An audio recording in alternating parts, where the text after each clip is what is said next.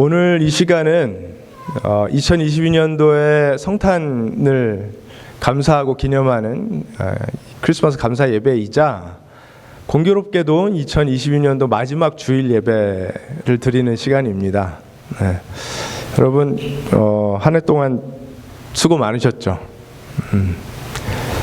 각자의 가정에서, 직장에서 또 교회 섬기시느라 수고 많이 하시고 또 애 많이 쓰신 것 같아요. 어저께 그 모임에서 게임은 아니었지만 하여튼 그 감정 게임이라고 부르는 그 시간을 통해서 정말 다들 쉽지 않은 한 해를 보내신 것 같다, 그런 생각을 새삼 또 할 수 있었습니다.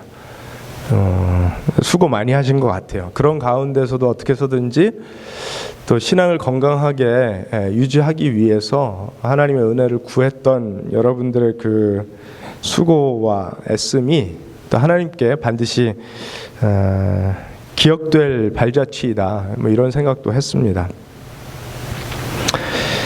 그런데 우리 지난 한 해를 우리가 돌아보면서 1년 동안 뭐 주일 예배를 빠지지 않고 출석을 했는지, 뭐 예배 시간에 늦지 않았는지, 성경을 얼마나 읽었는지, 또 헌금을 얼마나 했는지 등과 별개로 실제로 내가 얼마나 주님과 사귀었는가가, 실제로 내가 얼마나 주님과 동행했는가가 우리 신앙의 실제적인 척도가 된다는 사실 여러분 모두 알고 계실 거라 믿습니다. 교회도 지난 한 해 동안 우리가 해온 일들 돌아보아야 되고요. 또 한 해를 생각하면서 새로운 일들 계획하고 또 꿈꿔야 되는 그런 때이지만, 그 모든 일들 가운데 가장 중요한 일은 교회가 얼마나 주님과 동행했는가였겠죠. 사역에 대한 모든 평가 해볼 수 있지만 결국은 사역을 감당하는 사역자들이 얼마나 주님과 동행했는가, 얼마나 주님과 사귐을 누려왔는가, 이것이 척도일 것입니다. 아무리 많은 일을 행하더라도 예수님과의 사귐이 없으면 그게 아무 소용 없다는 거 저와 여러분 너무 잘 알고 있습니다. 조금 심하게 이야기하면 예수님과 사귐이 없는 사람은 크리스찬 뭡니까? 결국은 그리스도쟁이잖아요. 크리스찬이란 의미가 그리스도쟁이, 예수쟁이인데 그 이름이 어울리지 않는 사람이 아닐까, 그렇게까지 생각해 봅니다. 그래서 오늘 이제 성탄 감사 예배이자 2022년도의 마지막 주일 예배를 하나님께 올려드리면서 개인적으로나 또 공동체적으로 가장 진지하게 바로 이 문제를 우리가 돌아보았으면 좋겠다 생각합니다. 내가 과연 예수와 동행했는가? 내가 예수님과 사귀었는가? 그분을 더 알아가기 위해, 그분의 마음을 헤아리기 위해, 그분과 발걸음을 맞추기 위해 어떤 노력들을 해보았는가? 이 부분을 점검해 봤으면 좋겠습니다. 저는 감히 이렇게까지 말씀을 드리고 싶어요. 인생에 문제가 없을 수는 없지만, 인생의 문제는 늘 있지만 우리 신앙의 문제, 신앙생활의 문제는 모두 주님과 사귀지 않기 때문에 일어나며, 결국 그 모든 문제들은, 신앙의 문제가 가장 중요하잖아요. 그 신앙생활의 모든 문제들은 주님과 사귐이 회복될 때 다 해결된다, 이렇게까지 말씀을 드릴 수 있을 것 같습니다. 우리 신앙생활의 모든 문제들은 주님과의 사귐에 문제가 생기기 때문에 생기는 것들이고, 결국 그 모든 문제들은 주님과 사귐이 회복될 때 다 회복된다, 다 해결된다, 이렇게 말씀드리고 싶어요. 그래서 오늘 요한 1서에 있는 말씀을 함께 살펴보면서 과연 이 사귄다, 주님과 사귄다라는 것이 어떤 의미인지, 얼마나 중요한 문제인지 말씀을 통해서 그 은혜를 함께 나누려고 합니다. 요한 1서 1장 1절에서 4절까지의 말씀 함께 보도록 하겠습니다. 요한 1서 1장 1절에서 4절까지 말씀 함께 보겠습니다. 제가 먼저 한번 쭉 읽어드리고 그 다음에 말씀을 볼게요. 이 글은 생명의 말씀에 관한 것입니다. 이 생명의 말씀은 태초부터 계신 것이요 우리가 들은 것이요, 우리가 눈으로 본 것이요, 우리가 지켜본 것이요, 우리가 손으로 만져본 것입니다. 이 생명이 나타나셨습니다. 우리는 그것을 보았습니다. 그래서 우리는 이 영원한 생명을 여러분에게 증언하고 선포합니다. 이 영원한 생명은 아버지와 함께 계셨는데 우리에게 나타나셨습니다. 우리가 보고 들은 바를 여러분에게도 선포합니다. 우리는 여러분도 우리와 서로 사귐을 가지기를 바라는 것입니다. 우리의 사귐은 아버지와 또 그 아들 예수 그리스도와 함께 하는 사귐입니다. 우리가 이 글을 쓰는 것은 우리 서로의 기쁨이 차고 넘치게 하려는 것입니다. 아멘. 이 요한 1서라는 편지는요, 아마도 사도 요한이 에베소 교회 교우들이나 또는 그 지역 각 교회 리더들에게 썼던 편지인 것 같아요. 그 편지 가장 서두인 오늘 본문에 이 편지를 왜 쓰고 있는지를 기록하고 있습니다. 뭐라고 하죠? 그 4절 마지막 부분에 보니까 기쁨이 차고 넘치게 하려, 기쁨이 차고 넘치도록 하기 위해서 편지를 쓴다라고 이야기합니다. 좀 전에 읽은 이 부분이 번역으로는 이제 네 구절로 이루어져 있죠. 영어도 그렇고 뭐 한글도 그런데 원문에 보면 이게 한 문장으로 되어 있습니다. 근데 이걸 이제 한 문장으로 번역을 해놨다가는 무슨 말인지 이해가 절대로 안 갈 거기 때문에 이렇게 네 문장으로 해놓았는데 결국은 서로의 기쁨, 그러니까 사도 요한이 우리라고 부르는 그 사도 그룹과 편지의 수신자들인 교회 교인들, 성도들 서로 간에 피차 기쁨이 차고 넘치도록 충만하도록 하게 하기 위해서 이 편지를 쓴다라고 기록하고 있는 것입니다. 그 기쁨이 차고 넘치는 것, 충만한 기쁨을 안겨주는 것 무엇입니까? 요한은 이것을 사귐과 연결지어 이야기를 해요. 어떤 사귐인가요? 우리가 문장을 잘 봐야 되는데요. 그냥 직관적으로 생각하면 당연히 성도와 그리스도 예수님과의 사귐 이렇게 생각하기 쉬운데 오늘 본문 말씀을 보면 우리, 그러니까 요한이 우리라고 그 표현하는 사도 그룹이에요.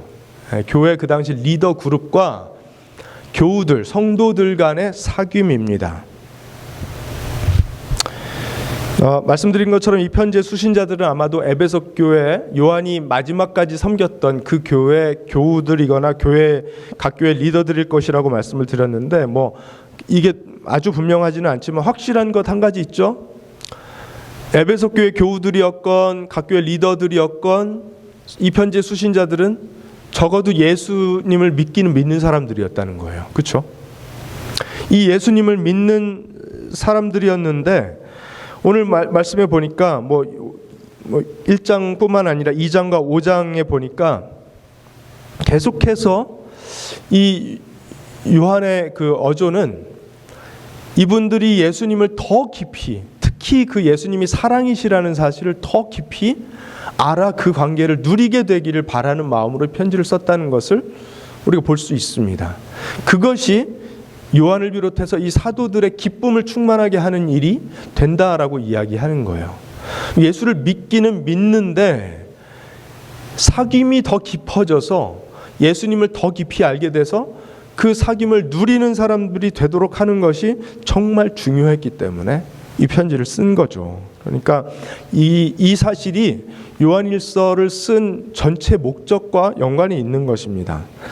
사실 요한 사도가 이 편지를 쓸 때가 뭐 아마 한 그 주후 85년경쯤이었을 것으로 이제 학자들이 추정해요. 뭐 조금 더 늦게 보는 분들도 있고 조금 더 이르게 보는 분들도 있는데 요한 사도의 나이도 80세에서 90세 가까이 됐을 것으로 추정을 합니다. 그러면 교회 역사를 보면요. 주님 승천하신 후에 주후 뭐 한 30년경, 33년 이때쯤 교회가 태동이 되어서 지금 50년에서 60년 정도 교회가 지속되어 온 거예요. 1세기 초대교회가. 그리고 사도 요한은 그 교회, 특별히 이제 에베소 교회를 주로 섬겼지만 그 섬기는 과정 중에 교회가 어떤 변화들을 경험했는지 쭉 지켜본 거예요. 그리고 그 극심한 1세기 교회의 핍박을 몸소 다 자신도 받아서, 여러분 아시죠? 요한계시록을 쓸 당시에는 그가 고증에 의하면 사도 요한은 이제 마지막까지 최후 생존자가 되어서 사도들 중에 끓는 기름에 들어가는 고문을 당했다가 거기서 하나님의 은혜로 살아서 반모섬에 그 홀로 갇혀서 그 요한계시록을 환상 중에 보고 기록했다라는 그 전승이 있는데, 그 정도로 요한 사도가 마지막까지 하나님의 특별한 목적이 있어서 살려두셨겠죠. 그 시간 동안 교회들이 어떤 어려움을 겪는지 본 거예요. 교회를 섬기는 성도들이 어떤 믿음의 fluctuation을 경험하는지 본 거예요. 그러면서 여러분, 가장 중요한 건 이거예요 라고 이야기하는 것입니다. 사도들과 성도들의 사귐이라는 것은 결국 무엇을 의미하는지 오늘 3절에 이야기하죠. 사도들과의 사귐은 결국은 하나님 아버지와 하나님 아버지 아들 예수 그리스도와의 사귐을 포함하는 것입니다. 그렇게 이야기하잖아요. 그렇죠? 사도들과의 사귐이 주는 유익이 무엇이길래 이 초대교회 성도들이 이들과의 사귐을 통해 온전히 믿음 위에 설 수 있었던 것일까요? 그것은 바로 사도들과의 사귐이 그리스도 예수와의 사귐으로 이어지기 때문에 저들이 믿음 위에 온전히 서는 비결이 된다 이야기한 것입니다. 여러분, 이거 매우 중요한 지점이에요. 왜냐하면 우리는 다 제가 아까 서두에 여러분 예수님과 동행하셨습니까? 예수님과 잘 사귀셨습니까? 라고 질문할 때 드는 생각은 뭐냐 하면, 내가 개인적인 삶 속에서 어떻게 해서든지 예수님 한번 묵상하고 예수님 떠올리고 예수님 음성이 어떤가 한번 귀 기울여보고 이렇게 살았나, 요걸 생각하시기 쉽잖아요. 그렇죠? 근데 요한 사도는 뭘 얘기하냐 하면, 그렇게 하기 위해서 여러분들이 우리 사도들과 교제가 있었나, 사귐이 있었나 점검해 봐야 된다 이야기하는 거예요. 이 너무 거만한 제스처 아닙니까? 그렇죠? 아니 자기가 뭔데 자기랑 사귀어야 예수님과 사귄다 이야기하는 거예요. 그런데 여러분, 1세기 교회가 세워지는 데에 사도들의 역할은 그만큼 핵심적이고 중추적이었어요. 그러니까 요한 사도가 뭐라고 이야기합니까? 오늘 보면 1절부터 쭉 보니까 이 예수는 어떤 분이십니까? 생명의 말씀이시고 이분은 생명이신데 이분이 우리에게 나타나셨다. 개역개정 성경으로 보면 나타나신 바 되었다 이렇게 해서 좀 운율을 맞춥니다. 라임을 좀 타는데, 이분은 우리에게 나타나셔서 우리가 들은 바, 육성을 들었잖아요. 그분의 말씀을 직접 들은 바 되고, 그분을 본 바 되고, 지켜본 바 되고, 손으로 만져본 바 되었다. 그런데 이분은 어떤 분이신가? 하나님의 아들로서 우리에게 나타나신 바 되는 하나님이시다. 그렇게 이야기하는 거예요. 생명의 말씀이신 분께서, 생명이신 그분께서, 하나님이신 그분께서 우리에게 나타나셨고, 우리는 어떤 사람들인가? 사도들은 그분의 육성을 들었고, 그분을 눈으로 실제로 봤고, 그분의 삶을 지켜보았고, 그분의 몸을 만져보았던 사람들입니다. First hand witness들인 것이죠. 그렇죠? 직접 목격자들이요. 그래서 사도들의 증언에 토대를 두고 세워진 것이 교회예요. 사도들의 witnessing에 토대를 두고 세워진 것이 교회입니다. 그러므로 예수님을 직접 보지 못했던 사람들 입장에서는 사도들과의 교제를 통해, 사귐을 통해, 그들의 가르침과 그들과 더불어 삶을 통해 예수님과의 사귐 안으로 들어간다라고 이야기하는 것입니다. 오해 마시기 바랍니다. 여러분, 목사랑 사귀어야 예수님과 사귐, 이런 이야기 드리는 게 아니에요. 목사랑 사도는 완전히 다르죠. 그렇죠? 근데 적어도 요한 사도가 이렇게 이야기하는 것을 우리가 그냥 다 건너뛰어서 예수님과 사귀라는 이야기구나, 그럼 내가 개인적으로 퍼스널 라이프에서 예수님과 열심히 사귀면 되겠지, 이렇게 립하면 안 된다는 거예요. 그 지나친 점프입니다. 왜 중요한가 이 부분이 1세기 교회가 어떤 어려움에 직면하고 있었습니까? 외부적인 어려움, 내부적인 어려움 다 많았어요. 우리 사도행전을 보면 그런 이야기들을 볼 수 있죠.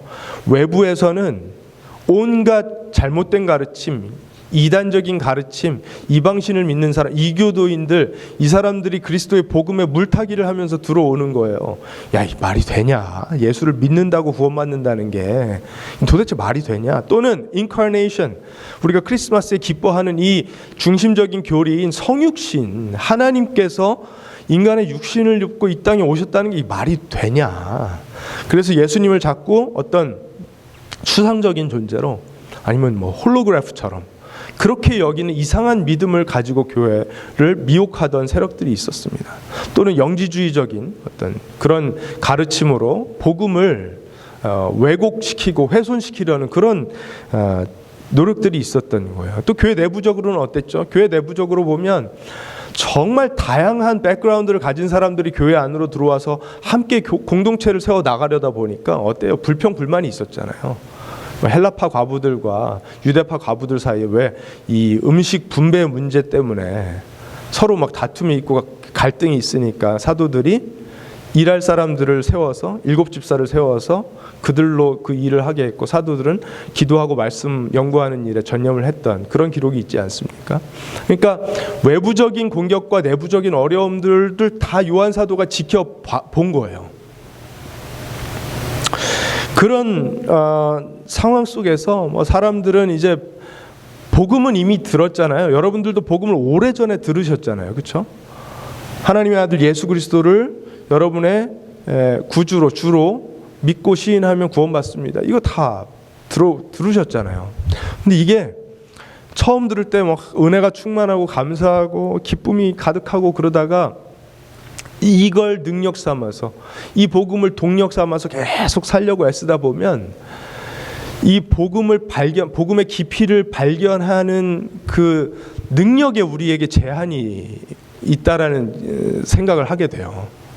그 복음은 알겠는데 복음 자체는 무한한 능력을 가지고 있지만 그것을 채취하는 내 능력에 제한이 있구나. 그래서 복음이 지나치게 단순하고 좀 지루하게 느껴지기도 한다는 거예요. 그럼 어떻게 되죠?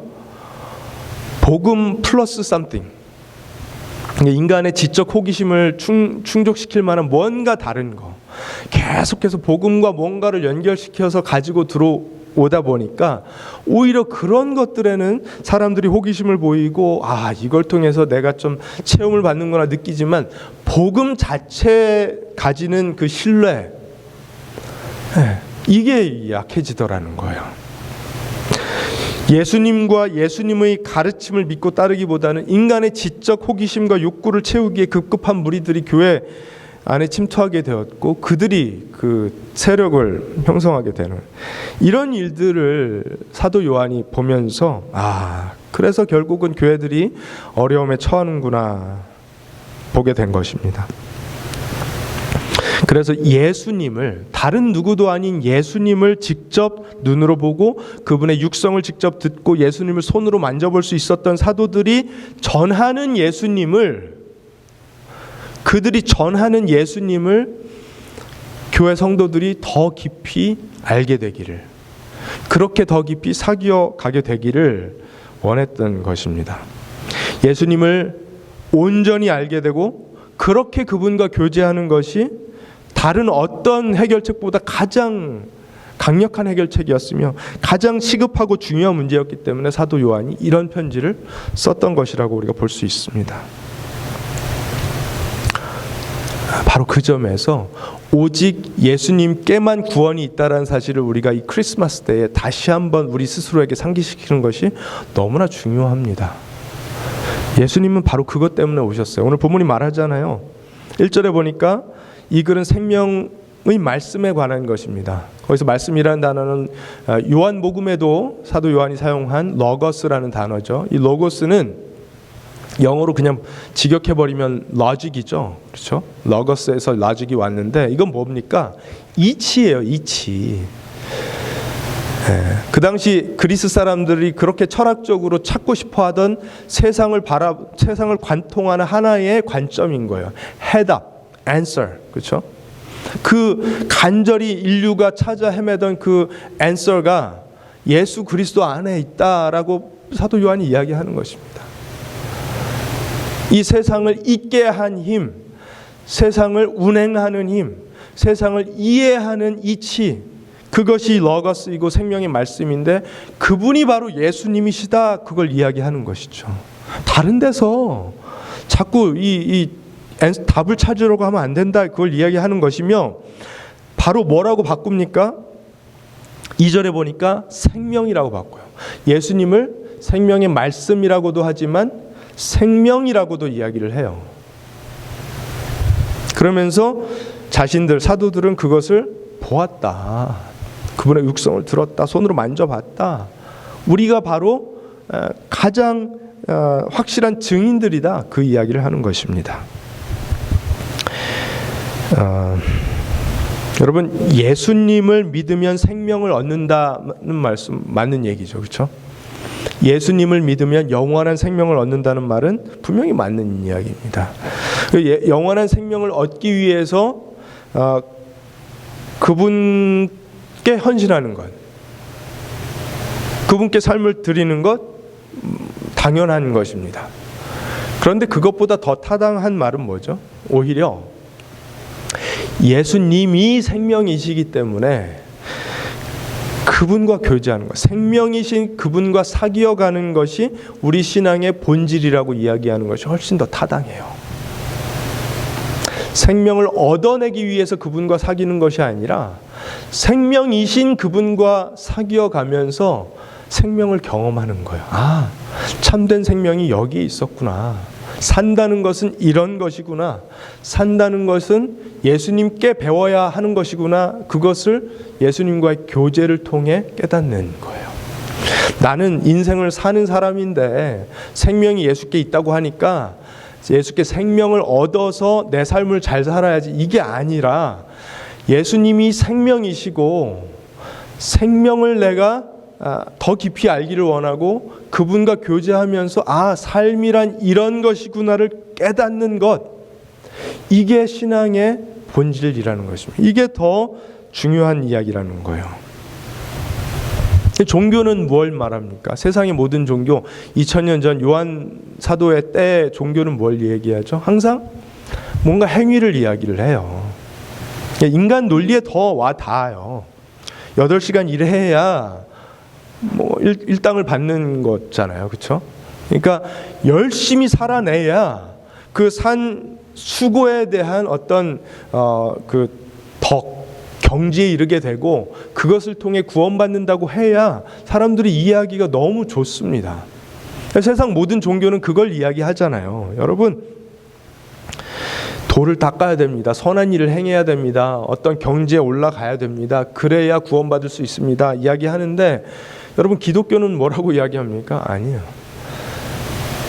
아무 대가 없이, 여러분이 치를 수 있는 어떤 대가도 우리를 구원에 이르게 할 수는 없기 때문에 하나님께서 친히 그 대가를 치르시고 아들을 이 땅에 보내시고 그 아들을 십자가에 달리게 하셔서 여러분을 공짜로 구원하셨습니다. 이게 복음이잖아요, 그렇죠? 그걸 믿기만 하면 된다. 그래서 기독교 신앙을 삶으로 산다는 건 어떤 것이죠? 내가 뭔가를 얻어내기 위해서 열심히 뭔가 하는 게 아니라 이미 다 얻은 그 관계의 틀을 가지고 그냥 그걸 살아내는 것이 기독교 신앙인 것이죠. 그렇죠? 인정받기 위해서 내가 무언가를 늘 애쓰고 노력하는 것이 아니라 이미 날 인정해 주신 그 관계의 틀 안에서 그냥 마음껏 신나게 사는 거예요, 그냥. 물론 설교하는 사람이 이렇게만 이야기하면 신앙생활 하느라 수고하고 애쓰는 분들 입장에서 참 허탈한 느낌이 들기도 하죠. 아, 나는 이렇게 죽기 살기로 믿음 지키기 위해서 애썼는데 왜 저렇게만 이야기하는가. 여러분, 그런데 이게 신앙생활의 본질이에요. 우리는 종교성이 있습니다. 다 종교성이 있어요. 인간은 그런 걸 다 가지고 있어요. 그래서 복음이 기본이 된 신앙생활을 하다가도 종교성이 발휘가 되어서 아, 내가 이 정도 노력을 했으니까 이 정도 인정을 받고 이 정도 노력을 했으니까 하나님이 이 정도 보상을 해주시는 거지라는 그런 생각을 가지게 돼요. 근데 그게 아니죠. 그렇죠? 하나님은 그 아들과 함께 이미 모든 것을 다 우리에게 주셨고 더 주실 수 있는 준비가 되어 있으신 분이시고 그 형성된 관계 속에서 우리가 신나게 막 놀 때 그때 필요한 걸 주실 수도 있고 또 우리가 하나님을 사랑하는 그 고백을 하기 위해서 하나님께 헌신을 하거나 더 중요하다고 여겨지는 일들을 위해서 우리 삶을 더 드릴 때에 하나님 관계 속에서 기뻐하실 수 있는 거죠. 그렇죠? 내가 구원받은 사람이라는 것을 증명하기 위해서 무언가를 하는 게 아니라 내가 구원받았다는 사실은 이미 입증되었기 때문에 뭐 마음대로 하는 거예요. 그냥 자유롭게. 그렇기 때문에 사도 요한이 오늘 본문에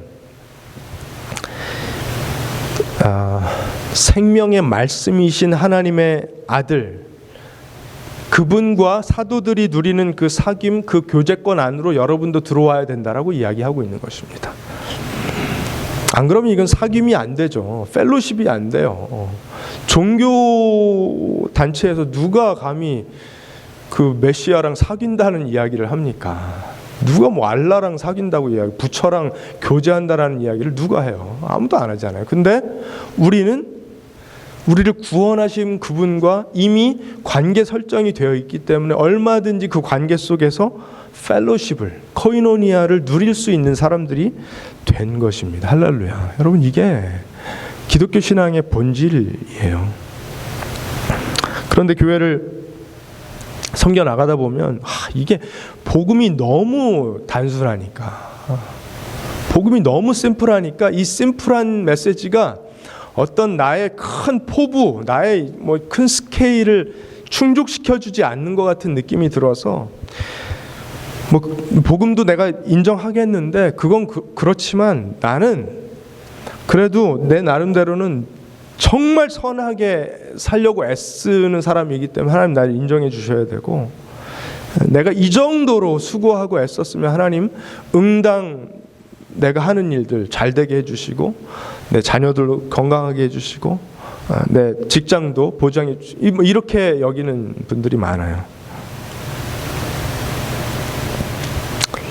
근데 그렇게 되면 종교죠. 그렇죠? 행위에 대한 대가로 구원을 얻는 것은 세상 모든 종교들이 주장하는 구원의 방법인 거예요. 그런데 기독교는 종교는 아닙니다. 기독교는 관계라는 이야기를 여러분 많이 들어보셨죠. 그런데 안타깝게도 나는 교리 같은 건 잘 모르겠고 나는 뭐 그걸 굳이 알고 싶지는 않지만 그래도 나는 열심히 최선을 다하면서 살았기 때문에 구원받는다고 믿는 분들이 여전히 교회 안에는 계세요.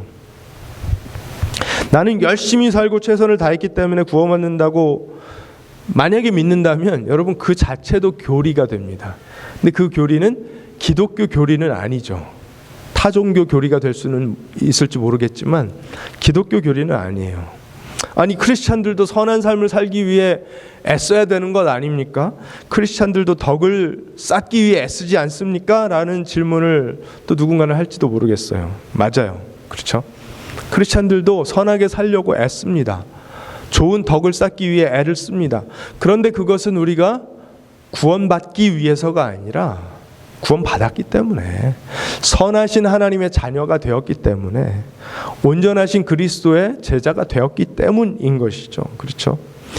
의로우신 하나님 손을 어떻게 해서든지 잡기 위해서가 아니라 의로우신 하나님 손이 이미 나를 잡고 있으시기 때문에 어떻게 해서든지 사귀어 보기 위해서가 아니라 이미 사귀고 있기 때문에 그렇다는 것입니다. 어떻게 해서든지 생명을 얻기 위해서가 아니라 이미 영원한 생명이 나에게 임했기 때문에 희생의 삶을 살고 섬김의 삶을 산다는 것입니다. 그렇기 때문에 기독교 신앙은요, 종교가 아니라 relationship이에요. 관계입니다. 그 관계 안에서 사귀는 것이 기독교 신앙의 본질입니다. 만약에 관계가 사라진다면 어떨까요? 여러분 기독교 신앙을 간단하게 정리하면 어떻게 정리하죠? 이것은 하나님을 사랑하는 것이고 또 우리 이웃을 사랑하는 것이다. 수직적으로 하나님 사랑하는 것이고 수평적으로는 이웃을 사랑하는 것이다. 이렇게 정리를 하는데, 그런데 만약에 그 관계가 사라져 버린다면, 나는 뭐 관계는 모르겠고 나는 그래도 하나님 믿습니다. 나는 하나님 꼭 믿습니다. 나를 잘되게 해주실 줄로 믿습니다. 이거 뭐죠? 이거 맹신이잖아요. 광신이잖아요. 이 종교잖아요. 그렇죠? 내 삶의 관계들이 사라져버리면 그거는 아무것도 아닌 거예요. 기독교 신앙은 종교 생활이 아니라 예수님을 통해서 받은 하나님 사랑을 내가 처한 모든 관계 속에서 흘려보내는 것이 기독교 신앙의 본질입니다. 근데 여러분, 이게 얼마나 대단한지를 우리가 충분히 누리지 못한다는 데 어려움이 있는 거죠. 그렇죠? 왜냐하면 이렇게 사는 삶은 쉽다는 보장은 없거든요. 살아내면, 살아보면 거기에 기쁨이 있다는 것은 알지만, 여러분, 기쁨이 쉬운 길로 오지는 않는다는 거 우리는 잘 알고 있습니다. 근데 여러분, 이것은 굉장한 일입니다. 우리가 하나님의 아들이신 예수님과 관계가 이미 설정이 되어서 그분과의 사귐을 누릴 수 있게 되었다는 것은 굉장한 일입니다. 어저께도 잠깐 말씀드렸지만, 금요일 저녁에 저희 아내가 그 차를 빼면서 이제 저희 뒷집 차고에서 물이 콱콱 쏟아지는 것을 본 거예요. 금요일이 얼마나 추웠습니까? 그렇죠?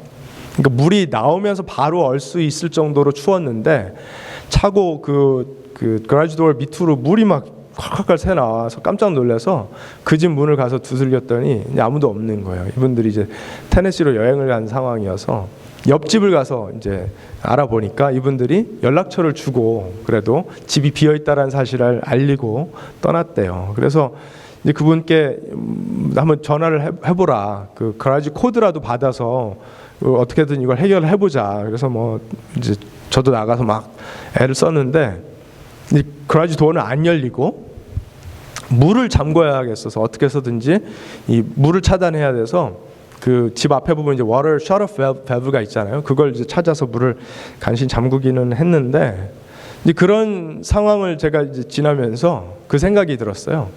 한 8년쯤 전에 저희가 살던 집에도 그 워터 히터가 터지는 바람에 온 집 마루가 막 물로 흥건했던 적이 있었습니다. 그때 장면이 떠오르면서 물 하니까도 갑자기 불 생각이 나는 거예요. 제 머릿속이 뭐 이 정도예요. 그냥 막 생각이 시공간을 초월해서.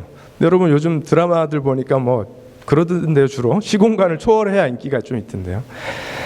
그래서 물을 보면서 우리 집에도 그렇게 물이 터졌었지 하는 생각이 난 동시에, 제가 아주 어렸을 때 저희 작은아버지 댁에 가서 불을 냈던 일이 또 생각이 나더라고요. 그러니까 작은아버지 댁에 이제 마루에 나무 진열장이 멋지게 이제 있었는데, 거기에 장식용 라이터가 있었습니다. 라이터가 뭐 그렇게 멋지게 생겨야 되는지 지금 잘 모르겠지만, 뭐 크리스탈 같은 걸로 만들어서 뚜껑을 열어서 이렇게 딱 누르면 불이 이렇게 올라오는 그런 라이터였는데, 어린 마음에 이걸 열어서 제가 한번 눌러본 거예요. 근데 불이 나오니까 이제 좋았나 봐요. 그래서 이게 그 조절하는 게 있어서 불이 어디까지 올라가나 한번 올려본 거죠.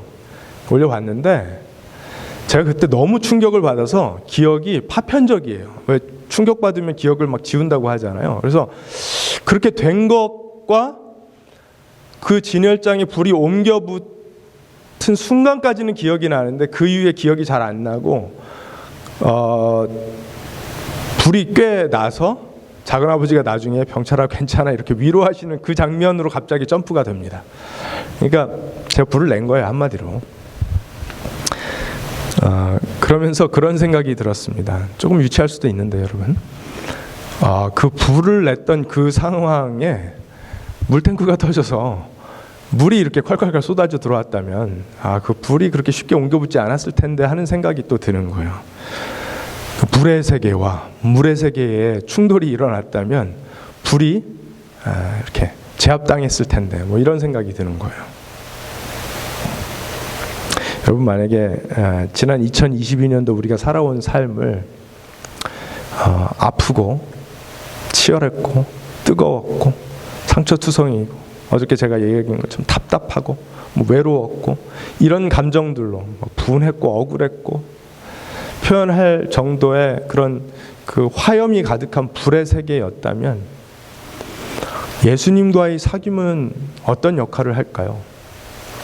그 문제 가득한 현실을 제거하지는 않지만 그 뜨겁고 따가운 그 현실이 내 삶에 들어와서 내 신앙의 문제가 되도록 하는 것은 막는 생수 역할은 해주시는 거예요. 그렇죠?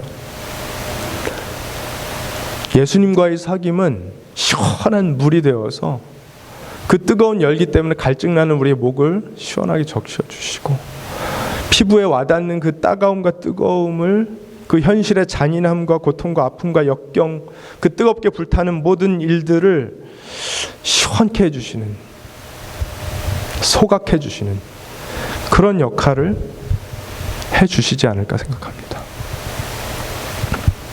불만 있을 때는 현실이 암담하고 뜨겁고 늘 갈증에 목말랐는데 물이 물탱크에서 물이 터져버리면 그까지 불이 무슨 힘이 있습니까?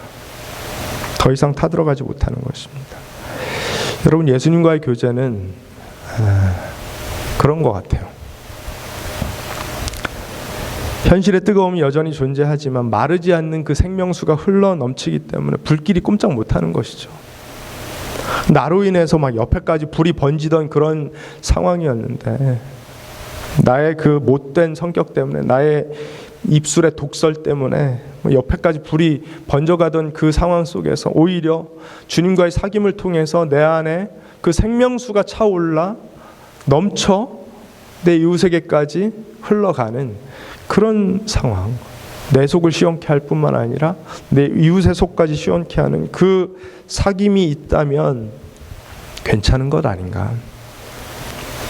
주님과의 사귐 때문에 나는 그래서 괜찮다라고 선포하는 것이 기독교 신앙의 본질이 아닌가 그렇게 생각합니다. 그러므로 예수님과 지속적으로 사귀어 사는 사람은요 종교 생활을 더 이상 할 필요가 없습니다. 그냥 자연스럽게 주님과의 교제를 누리면서 그냥 하나님께서 아름답게 보시는 삶을 자연스럽게 살아낼 수 있을 것 같습니다. 그것을 삶으로 직접 체험했던 사도들을 대표해서 요한이 그들의 제자인 교회의 성도들에게 편지를 통해 전하는 것이고 하나님은 오늘 이 말씀을 통해서 크리스마스를 기뻐하는 크리스마스를 기념하는 저와 여러분들에게도 말씀으로 주시는 줄로 믿습니다. 그 사귐으로 더 깊이 들어오라는 거예요. 그 시원한 생수의 교제 속으로 더 들어오라는 거예요. 여러분 이것이 얼마나 대단한 일인지 모릅니다. 얼마나 큰 은혜인지 모릅니다. 왜냐하면 예수님께서 먼저 우리를 찾아와 주시지 않았으면 우리는 절대로 그분과의 교제를 시작할 수 없는 사람들이었기 때문에 그렇습니다. 그래서 요한 사도가 오늘 말씀에도 보니까 그분이 우리에게 나타나셨다라는 걸 강조하고 있어요. 그렇죠? 그래서 개역개정 성경을 혹시 보시게 되면 이 라임이 참 좋습니다. 그분은 우리의 들은 바요, 본 바요, 지켜본 바요, 만져본 바요, 나타나신 바다. 바로 계속해서 이제 라임이 맞춰지는데 여러분 그분께서 우리 삶의 현실 속으로 들어와 주시지 않았으면 우리는 그분을 만날 방도가 없는 사람들이에요. 해리 포터 아시죠? 그 소설. 그 소설을 쓴 J.K. 라울링이 아무리 유명한 작가라고 해도 그 소설 속의 해리 포터는 절대로 J.K. 라울링을 알 수도 없고 만날 수도 없습니다. 그렇죠? 제 아무리 그 마법의 빗자루를 타고 여기저기를 헤매고 다닌다고 해도 자신을 지은 J.K. 라울링을 알 방도가 없어요. 그런데 어떻게 하면 알 수 있을까요? J.K. 라울링이 펜을 들어서 써 내려가면 돼요. 해리 포터에게 자신을 알리면 알 수 있어요. 마찬가지로 하나님께서 우리의 인생의 페이지에 하나님의 펜을 드셔서 그분의 나타나심을 보여주시지 않았으면, 육신을 입고 이 땅에 우리와 같은 모습으로 오신 예수 그리스도를 보내주시지 않았으면 우리는 그분을 알 수도 없고 그분과 사귐을 시작할 수도 없는 사람들이었습니다. 하나님께서 시작해 주셨어요. 하나님께서 이니시에이트 해주신 그런 사귐입니다.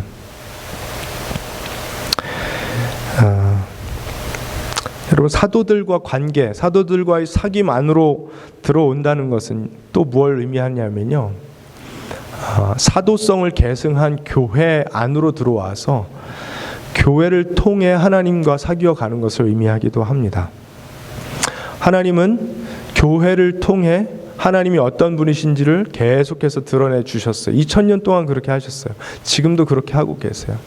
여기저기서 팬데믹의 여파 때문에 교회들이 여러 가지 아픔과 문제를 직면하고 있지만, 그럼에도 불구하고 하나님은 여전히 교회를 통해서 하나님이 어떤 분이신지를 계속해서 보여주세요. 그걸 볼 수 있는 사람들은 계속해서 교회를 통해 하나님과 사귀어 가는 것입니다. 예수님이 어떤 분이신지를 알아가게 되고요, 그분과의 사귐이 깊어지게 되는 것입니다. 그런 의미에서요, 오늘 성탄 감사 예배를 드리기도 하지만 1년의 마지막 주일 예배를 함께 드리는 우리가 돌아보아야 될 지점은요, 우리에게 나타나신 바 되신 예수 그리스도를 마음으로 기뻐하되 그분과의 사귐에 대하여 진지하게 점검해 볼 수 있으면 좋을 것 같습니다. 나는 과연 그분과 얼마나 진지하게 사귀어 가고 있는가? 만일 지난 한 해 동안의 예수님과의 사귐 또는 그분과의 교제에 대하여 여러분 스스로에게 점수를 주신다면 몇 점 정도 주시겠어요? 무엇 기준으로 점수를 주시겠어요? 나는 예수님을 얼마나 생각했었나? 예수님을 얼마나 내 마음속에 떠올렸나? 이런 걸 기준으로 하시겠어요? 내가 예수님과 얼마나 발맞추어 걸었나? 내가 그분 손을 붙잡고 있었나? 그분의 말씀에 얼마나 귀를 기울였나? 이걸 무엇로 측정하시겠어요? 여러분, 절대로 막연하고 추상적인 이야기가 아닙니다. 우리가 지난 한 해 동안 얼마나 예수님과 적극적으로 사귐을 누렸는지를 점검하기 위해서는요, 내가 얼마나 그분과 대화를 나누는 기도의 자리로 나아갔는가, 그분의 음성을 듣는 말씀의 자리로 나아갔는가, 그분을 예배하고 찬양하는 예배의 자리로 나아갔는가, 그분의 말씀이 내 삶에 나타나도록 하기 위해 얼마나 순종했는가, 이런 것들로 체크해 볼 수 있는 거예요. 내가 구원받기 위해서 그런 것들을 하지는 않았지만 그분과의 사귐을 누리는 관점에서는요, 그런 것들이 다 우리의 사귐의 정도를 체크하는 기준이 되는 것입니다. 예수님을 사랑하기 때문에, 예수님의 은혜에 압도되기 때문에 늘 기도의 자리로 나아가고 늘 말씀을 묵상하며 뜨겁게 예배하고 삶 속에서 순종했는지를 우리가 점검해 보면 좋겠습니다. 예수님의 오심을 감사하며 기념하는 오늘, 또 한 해를 마무리하는 자리에 있는 오늘, 여전히 죄인이었던 우리를 가장 연약한 모습으로 먼저 찾아와 주신 하나님의 아들께 우리가 진심으로 감사하고, 과연 그 사랑과 헌신을 묵상하는 그런 삶을 내가 살고 있는지, 간단하게 말하면 그분과 사귀고 있는지를 여러분 점검하실 수 있으면 좋겠습니다. 사랑하는 여러분, 우리가 주님과의 사귐이 없다면 우리의 삶은 그냥 아무것도 아닙니다. 그러나 지속적으로 예수님과 사귀어 살아간다면, 그래서 주님께 기도로 말하고 말씀을 통해 그분의 음성을 듣고 알게 된 그 한 가지 말씀에 순종하고 그분의 사랑을 닮아가는, 그래서 예수를 배우고 본받아 선포하는 그 교제의 귀한 삶을 살아가야 우리가 주님과 사귐이 있다 말할 수 있을 것입니다. 크리스마스 카드 다 쓰셨나요? 저도 몇 분에게는 이제 카드를 드렸는데, 제 핸드라이팅을 이제 글씨를 워낙 오랜만에 쓰다 보니까 계속 타이핑만 하다가 이 엉망진창인 거예요, 글씨가. 그래서 갈수록 글씨가 핸드라이팅이 별로인 세대가 되었는데, 여러분 크리스마스 카드에 사랑한다라는 말 글씨체는 좀 삐뚤빼뚤하더라도요, 사랑이 무엇인지를 분명하게 체험적이고 경험적으로 설명할 수 있는, 주님과의 사귐을 통해서 그걸 보여줄 수 있는 그런 교회는 되었으면 좋겠습니다. 영원한 생명이 주는 소망이 무엇인지 교리적으로 논문을 쓸 수는 없더라도 영원한 생명이신 주님과의 사귐을 통해서 소망을 눈물로 감격하고 그 기쁨을 가슴 벅차게 찬양할 줄 아는 그런 교회로 우리가 세워져 갔으면 좋겠습니다. 2023년도에 주님과 더 깊이 더 넓게 사귀어 그분을 알아가고 그분께서 주시는 많은 아름다운 것들을 삶에 누리며 흘려보내는 그런 여러분 되시기를 예수님 귀하신 이름으로 축복합니다.